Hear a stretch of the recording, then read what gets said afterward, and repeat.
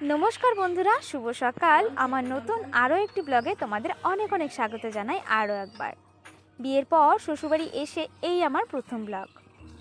आशा करछि खूब भालो लागबे, देखते थेको। आज सकाल थेके ए बाड़ीते एक अनुष्ठाने तोड़जोड़ शुरू हये गियेछे। आज आमरा दुजोन दीक्षा मंत्र नेब, सेई जोन्नोई एत आयोजन। आर एई जे पिसिमा उनी सकाल सकाल एसे सबकिछु आयोजन करते शुरू करे दियेछेन। আর যিনি আসবেন আমাদেরকে মন্ত্র দিবেন মানে গুরুদেব, তিনি এখনও এসে পৌঁছননি। আর সকাল থেকে দেখছি এত কিছু নিয়ম হচ্ছে, আমি তো দেখে অবাক। এর আগে এত কিছু নিয়ম আমি কাছ থেকে কখনোই দেখিনি। আমার বাপের বাড়িতে দাদারা যখন মন্ত্র নিয়েছিলেন তখন তো আমি স্কুল কলেজেই পড়তাম, তখন আর ভালোভাবে দেখা হয়নি সব কিছু নিয়ম। এবারে নিজের বেলাতে দেখছি। আর এই ঘরটাতে ভোগে রান্না হচ্ছে। ঘরটা এখনও পুরোপুরি কমপ্লিট হয়নি, তাই আর কি এখানেই জায়গা করে দিয়েছে রান্নার জন্য।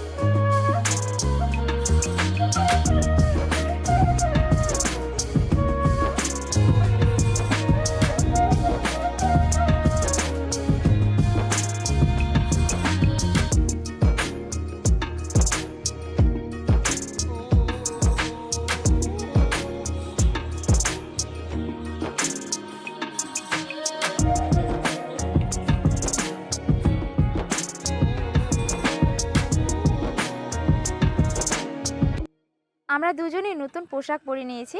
পোশাক পরে তারপরে পিসিমা আমাদেরকে তিলক পরিয়ে দিলেন দ্বাদশ ফোঁটা সহ।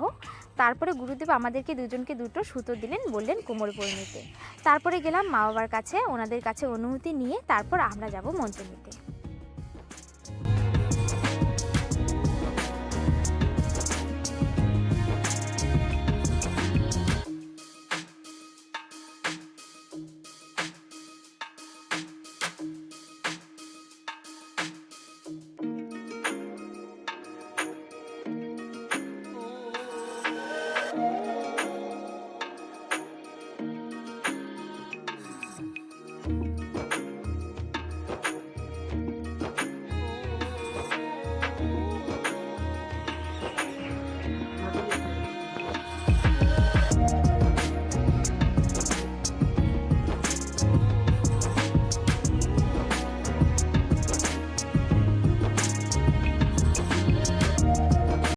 সুন্দর একটা মুহূর্ত কাটালাম দুজনেই। মন্ত্র নেওয়া হয়ে গিয়েছে, দারুণ একটা এক্সপিরিয়েন্স হলো, খুব ভালো লাগলো। আর অনেক দিনই ইচ্ছে ছিল।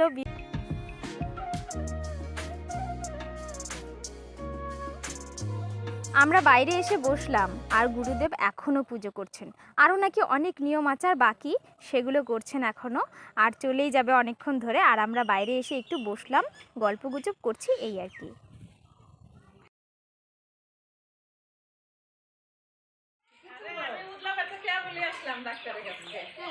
কই মামা না যাই তো